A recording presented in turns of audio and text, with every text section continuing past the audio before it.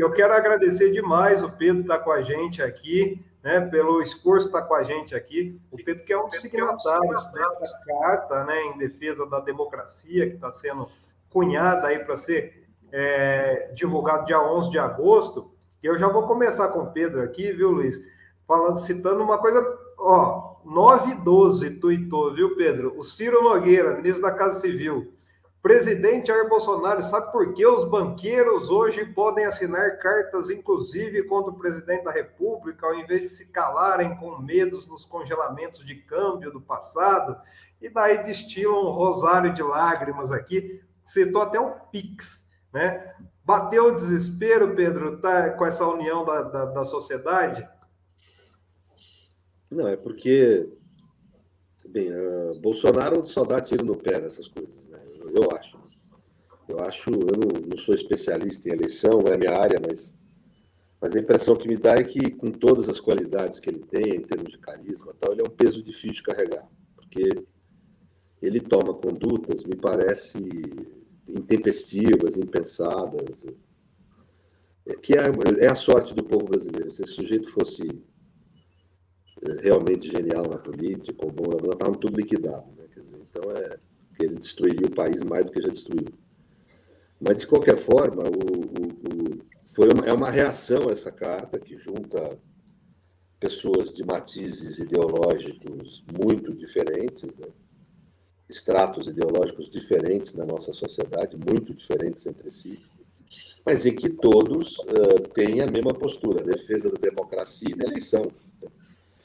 Isso eu sinto, Plínio, que mesmo nas hostes do pessoal que vota Bolsonaro, eu duvido que todos ali, que uma grande parte, talvez a maioria, não seja a favor da democracia e de eleições.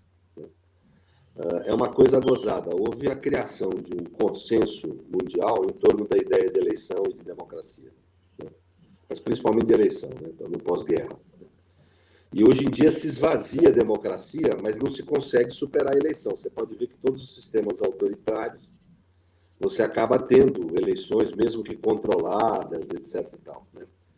Então, por isso é que eu não imagino que haveria um golpe nunca, na forma do século XX. Seria um outro tipo de ruptura, o que poderia haver.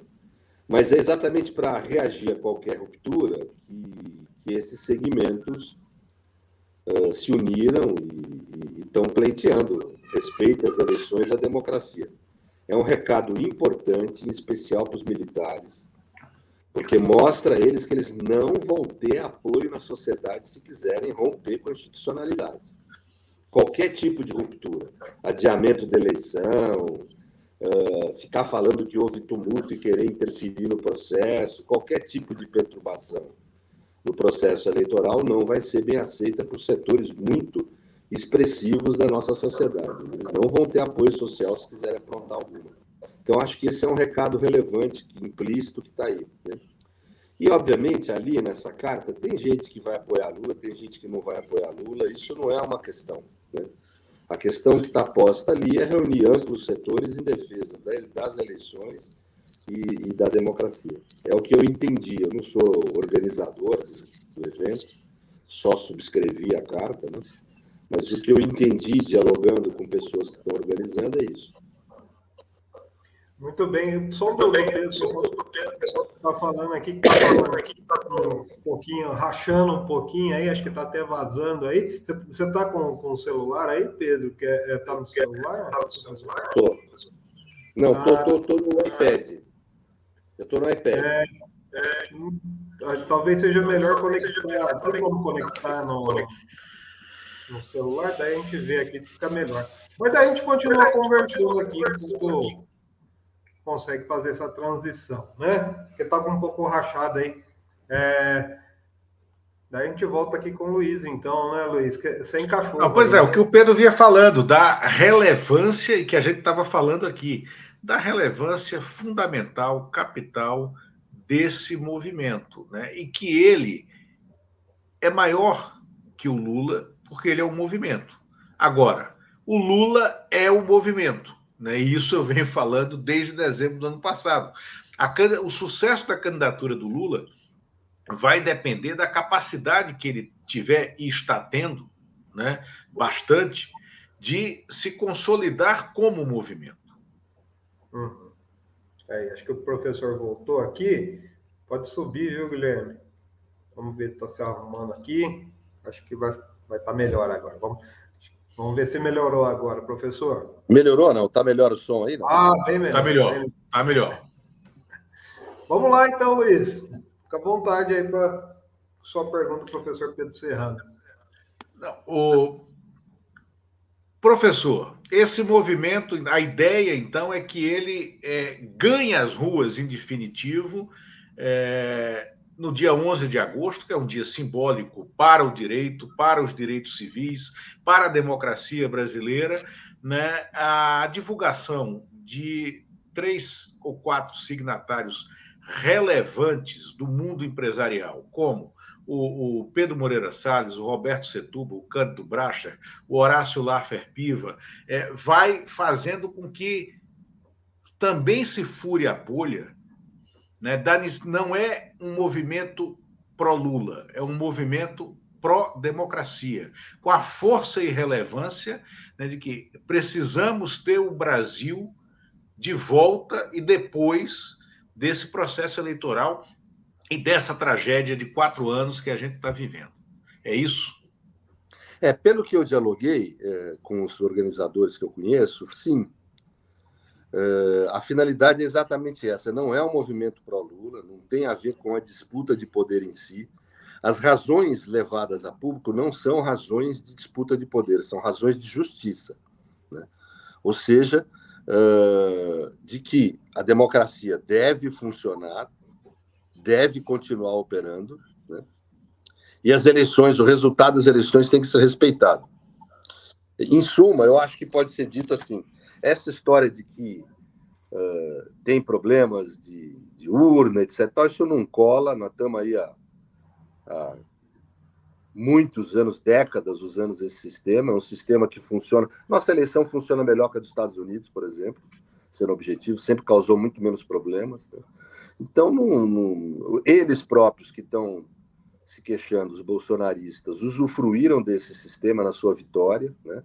Nas vitórias de Bolsonaro, Bolsonaro sempre foi eleito por esse tipo de sistema, né? Então, não é o caso de ficar querendo pleitear golpe por causa disso, né? De jeito nenhum. E não vai se aceitar golpe na sociedade brasileira, essa que é a mensagem, não existe isso. O resultado da eleição tem que ser respeitado.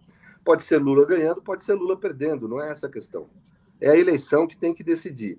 E é uma tristeza, né? Eu acho que a carta faz menção a isso, que em vez dessa eleição estar sendo, como sempre foi, uma festa da democracia, acabe sendo um momento de tensão, de pressão, de discursos inflamados, golpistas, né? Coisa assim, isso é muito ruim.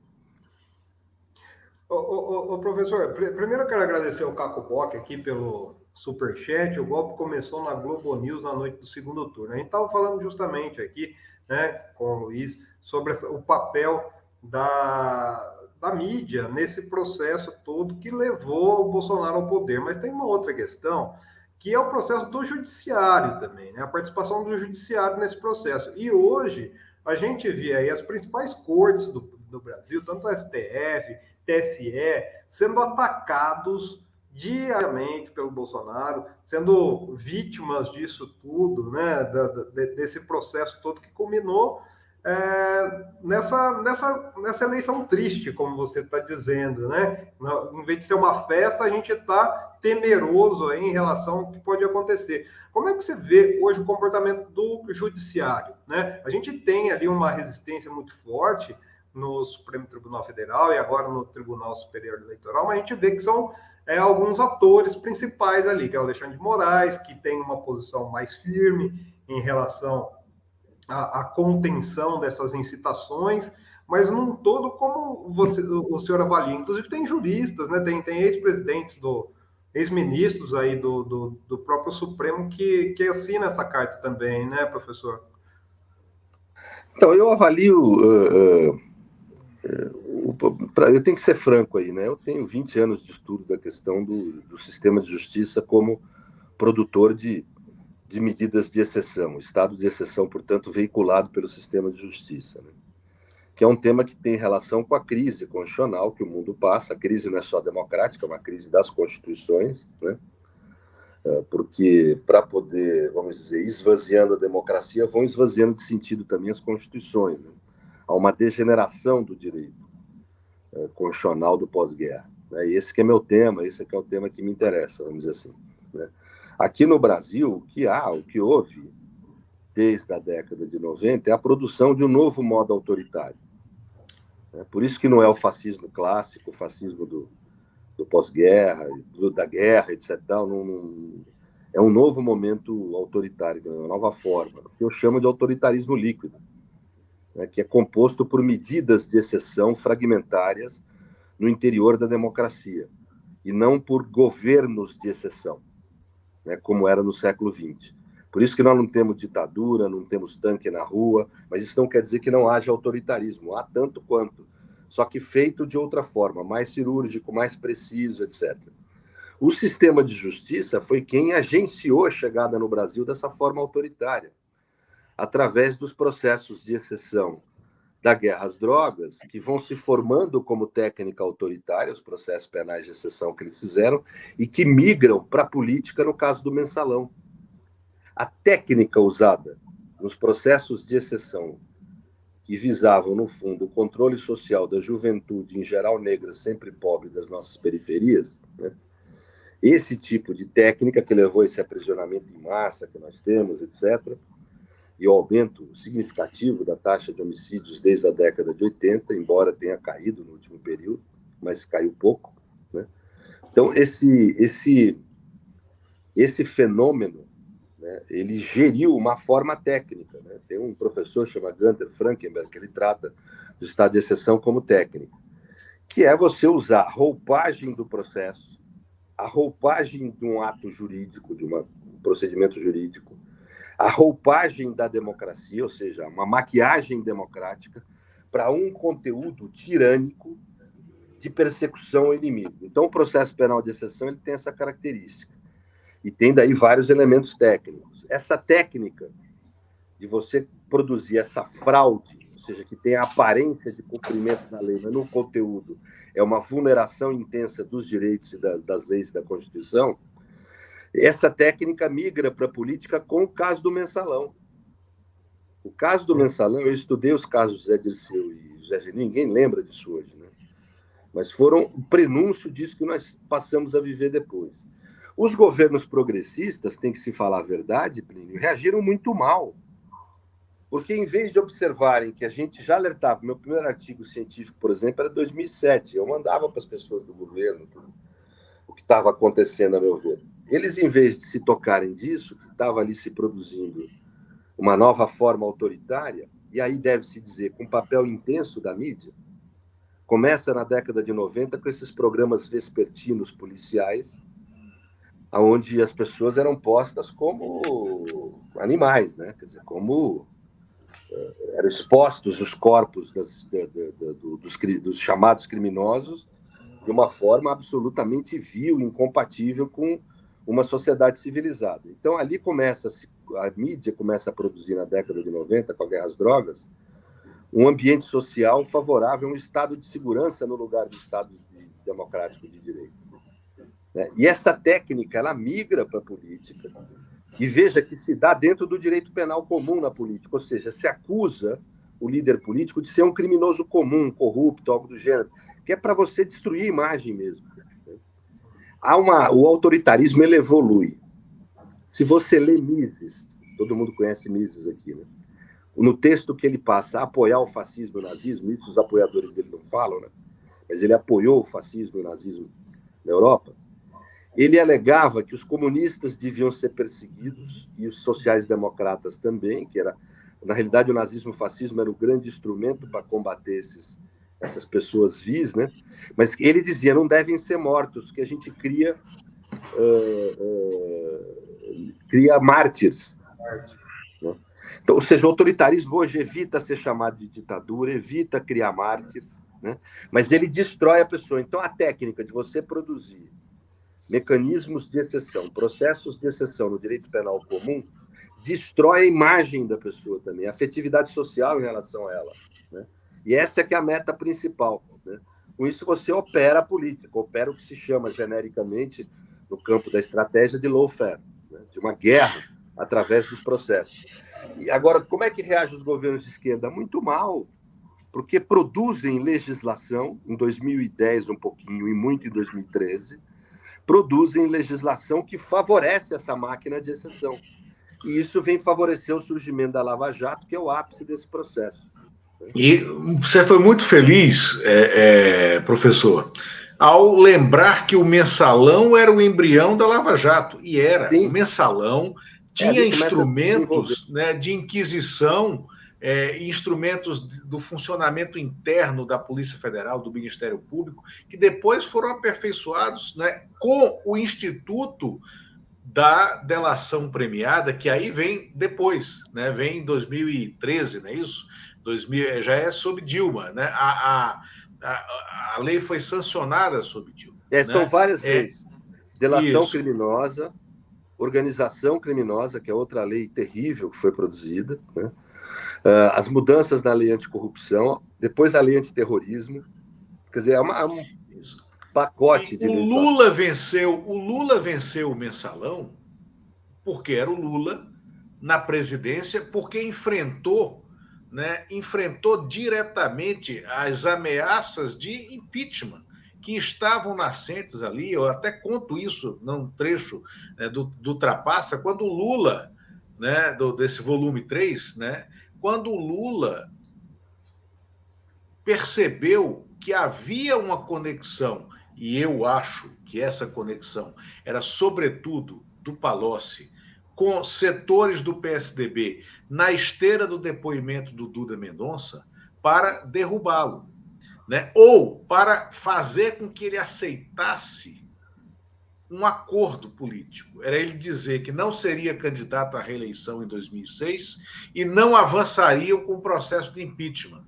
Quando ele, então, fala para o Gilberto Carvalho, que era o chefe de gabinete dele. Opa, pera lá, né? Manda chamar esse pessoal aí. E aí ele mandou o recado direto para o João Roberto Marinho e para o Tasso, com quem ele vai estar amanhã. Eu não sou o Collor. Vocês querem me derrubar. Eu entendi tudo com esse depoimento do Duda Mendonça na CPI, que não deveria depor. O Duda Mendonça depôs na CPI sem estar convocado. A convocação era para Zilmar, a sócia dele. Ele vai... E o Antônio Carlos Magalhães, que era o presidente do Senado, permite que ele deponha na CPI sem estar convocado. No depoimento, ele, então, conta aquela história e fala que recebeu dinheiro de campanha do Lula em 2002 no exterior, o que iria ferir, né, a legitimidade, a legalidade da chapa eleita, né, a chapa Lula-Zé Alencar. E aí o Lula diz, olha, eu não sou o Collor. Eu terei os sindicatos comigo. Vão para a rua. Vamos brigar na rua. Eu vou ter os sindicatos comigo defendendo o mandato. Então, o Lula passou. O Lula venceu o mensalão. Mas o PT ficou marcado ali, né? O PT ficou marcado, a esquerda ficou marcada ali, e isso vai eclodir com a Lava Jato. Então, muito feliz essa sua lembrança, porque esse processo histórico a gente tem que estar sempre revigorando na nossa memória para evitar repetir os erros. Porque agora, né, retomando o poder de novo, nós temos que evitar erros antigos. E esse foi um grande erro, professor. Pois é, e isso é um ciclo histórico que prossegue, quer dizer, sempre com uma grande participação da mídia. Na Lava Jato é o ápice do mau funcionamento democrático do sistema de justiça e do mau funcionamento da mídia. A prática da mídia na Lava Jato foi o chamado jornalismo de acesso, como fala aquele professor de Nova York, né? Esqueci agora o nome. Que é um jornalismo que disputa matérias e notícias tendo como fontes autoridades estatais, sem realizar investigação. É um jornalismo de essência antiética, né? E que desnatura a imprensa e a mídia como instituições privadas da democracia, que são, né? Porque você coloca a mídia na seguinte situação: o sujeito disputa com outro jornalista quem é que tem acesso ao promotor ou ao delegado à notícia. Quem consegue ter um acesso privilegiado sai na frente no furo, nesse tipo de conceito, né? E em paga por isso, ele veicula a versão dos fatos que interessa à autoridade estatal. Então, veja como subverte o papel da mídia na democracia. O papel da mídia na democracia é ser crítica do poder de Estado. É ser um elemento que aponte equívocos autoritários quando eles ocorram. E a mídia acabou servindo como uma longa-manos do poder de Estado, ao ponto de quase todo mundo esquecer que promotor e juiz é poder de Estado na época. Né? Quer dizer, que você estava ali perante o poder de Estado. Então, a mídia serviu como uma longa-manos do poder de Estado e não como a sua crítica. A OAB também, que é outra instituição privada de democracia, na época não realizou seu papel. Por isso é que surge, por exemplo, um grupo como Prerrogativas, que, veja, é um grupo de WhatsApp, não tem nenhuma formalidade, nenhuma hierarquia, é um grupo de amigos que fundou aquilo, né? E acaba ocupando um espaço imenso naquele período, porque acaba ocupando o espaço que deveria ser da mídia e da OAB. Da OAB na defesa das prerrogativas, na defesa das prerrogativas profissionais, e da mídia na crítica ao poder de Estado. Prerrogativas acabou ocupando e vazou, inclusive, a bolha, etc. Foi várias vezes para o Jornal Nacional. Eles não têm jeito. Na hora de ter que dar um pouco do outro lado, tinha que ser o Prerrogativa, que era o papel que a mídia tinha que exercer. Ou seja, a mídia se corrompeu, o sistema de justiça também. Eu falo corrupção no sentido até mais amplo que o penal, né? O mais amplo que o penal, filosófico político. Mais profundo. Né? Mais profundo. Houve uma corrupção sistêmica que destruiu quase a nossa democracia. Hoje é a ONU quem aponta para nós que o processo contra Lula foi fraudulento e que atingiu os direitos dele, mas que atingiu a democracia brasileira. A ONU fala isso. Ou seja, nós não tivemos eleições livres em 2018. Essa é a realidade.